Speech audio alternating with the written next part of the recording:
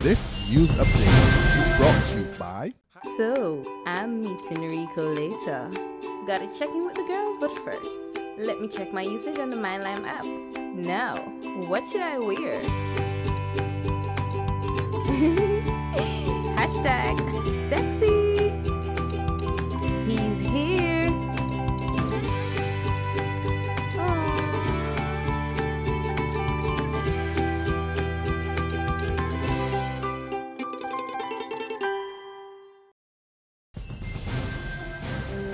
This is the Barbados Today morning update for Monday, February 23rd, 2015. I'm Carol Williams. Good morning. Tourism Minister Richard Seeley is cautioning the Barbados Hotel and Tourism Association against pushing for continued wage freeze for workers. Seeley says bookings have picked up for hotels and millions of dollars in concessions are being granted to them by government. The BHTA and the Barbados Workers Union have been negotiating wage increases for workers. But while Seeley says he doesn't want to get involved in the talks, he told a joint meeting of the St. Michael Central and St. Michael South Central branches at the George Laming Primary School last evening that the workers have held trade during a difficult period and it's time for hoteliers to give back. These workers, I think, have done their part, and I'm supporting their call. And I think it is only fair because the government has done what it had to do. The taxpayers are making a tremendous sacrifice for these hotels to have all of this duty-free stuff. I see the applications. So I know I'm talking about the cheeses, the 5 types of salmon, the caviar, all the different, the whiskey, the brandy, everything now coming in duty-free. Millions of dollars in taxes that we have decided we will deprive ourselves of in order for this sector to be given sufficient breathing space to drive itself forward to the next level. And if we are making that sacrifice, then I think it is only reasonable. It is only reasonable that the benefits be shared. Meantime, outspoken Government Minister Donville Innes is hopping mad. He's angry that 3 businessmen, Andrew Bino, Patrick Frost and Andy Armstrong, have penned an open letter suggesting that vote buying is taking place in the country and calling for stiffer penalties for those engaged in the practice. Innes, who was the guest speaker at last night's DLP joint meeting, sent a strong message to the 3.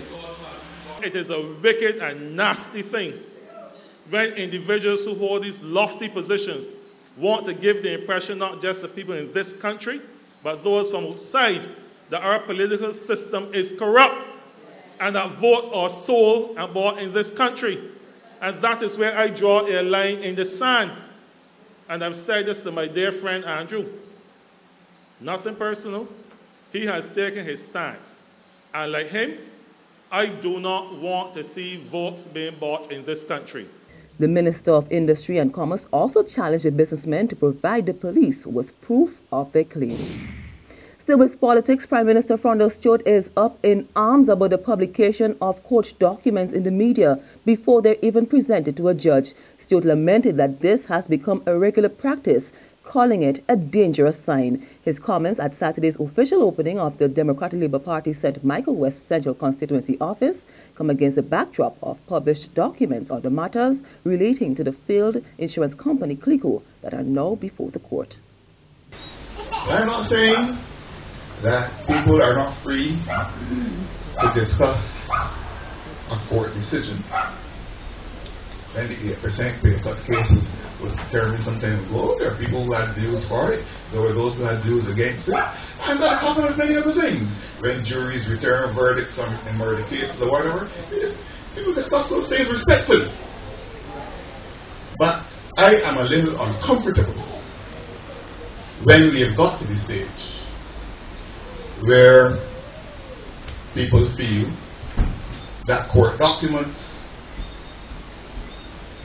can be thrown into the public domain even before judges have a chance to look at them.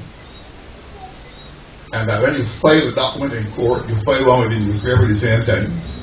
Over now to the Barbados Labour Party, where opposition leader Mia Motley last evening called for the Committee of Privileges to present its report on House Speaker Michael Carrington.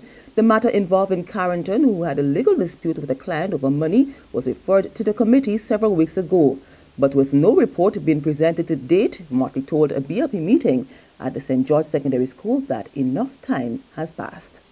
The Barbados Labour Party has agreed to participate in a process with the Committee of Privileges. We have 3 members sitting on that committee. That committee finished its work. It has been deliberating on a report now for 2 weeks or 3 weeks? 3 weeks. We are not foolish. The House does not meet for another 3 weeks. 2.5 weeks. 2.5 weeks. You cannot fool the people. If the committee has no more work to do, bring the report to Parliament.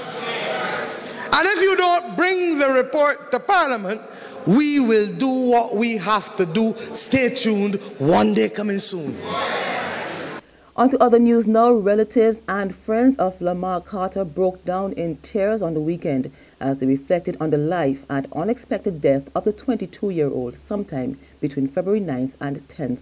About 600 members of the Spring Farm St. Thomas community and others turned out for the candlelight vigil held on Saturday night. After assembling at Content Playing Field, there was a procession to Carter's former home. Tributes were paid and songs were sung.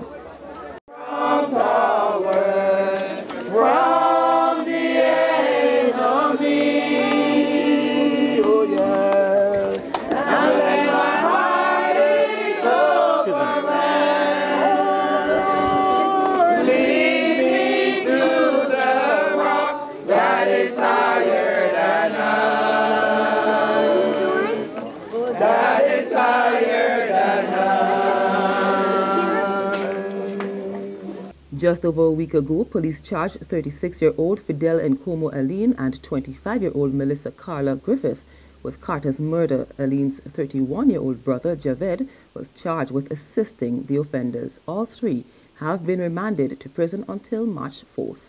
There's regional and international news after this short break. It's time for AgriFest again. Come and enjoy the National Agricultural Exhibition on February 27th to March 1st at the historic Queen's Park.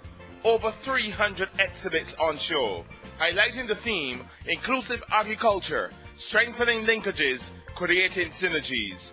AgriFest 2015, the biggest agricultural exhibition in the Caribbean. Don't miss it.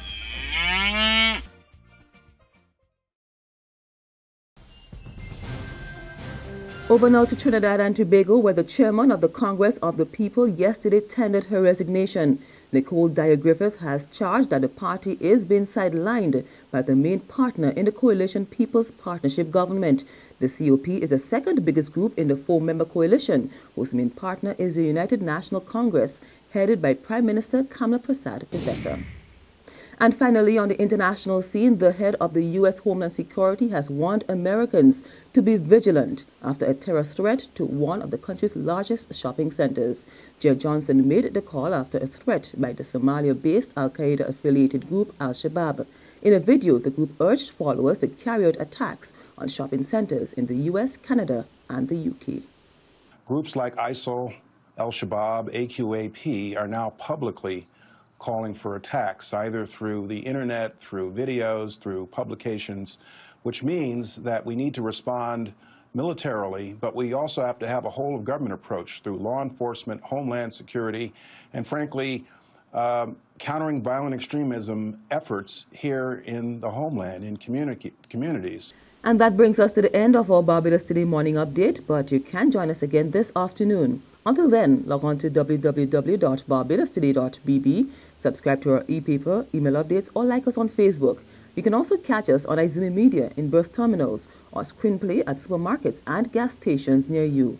Also tune in to Channel 101 on Lime TV as well as Mix 96.9 FM to get all the latest news and sports. I'm Carol Williams. Have a great day. This news update is brought to you by... So, I'm meeting Rico later. Gotta check in with the girls, but first, let me check my usage on the MyLime app. Now, what should I wear? Hashtag sexy.